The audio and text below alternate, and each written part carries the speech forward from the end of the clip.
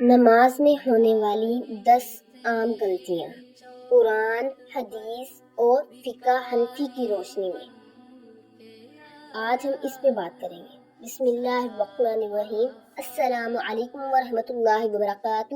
آج کا موضوع ہے نماز میں ہونے والی 10 عام غلطیاں۔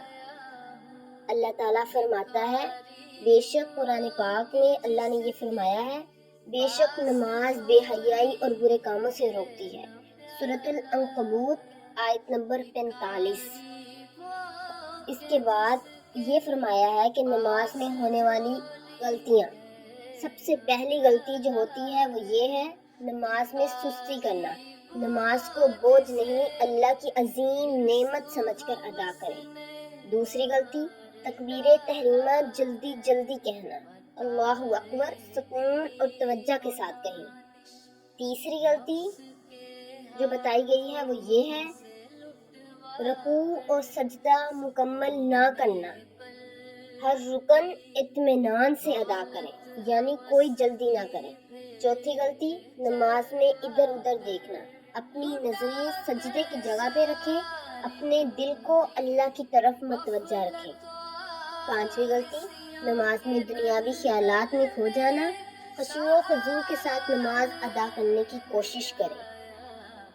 اس کے بعد چھٹی غلطی، نماز میں صفیں سیدھی نہ کرنا۔ رسول اللہ صلی اللہ علیہ وآلہ وسلم نے نماز میں صفیں سیدھی رکھنے کی تاکید فرمائی ہے۔ اس کے بعد ساتویں غلطی، نماز سے پہلے موبائل کو سائلنٹ نہ رکھنا۔ چھوٹی سی احتیاط نماز میں یکسوئی پیدا کرتی ہے۔ یعنی اس کے بعد ہے آٹھویں غلطی، جلدی جلدی سلام پھیر دینا، نماز کا ہر رکن اطمینان سے ادا کریں۔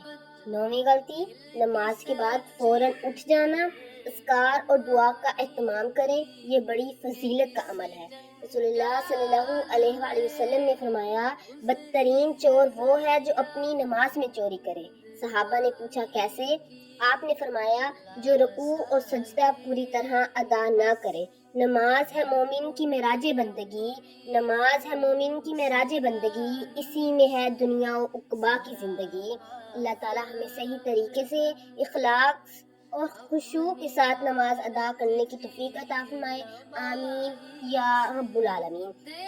اگر یہ ویڈیو پسند آئے تو لائک کریں، شیئر کریں اور ایسی مزید معلومات کے لیے چینل کو سبسکرائب کرنا نہ بھولیں۔ شکریہ۔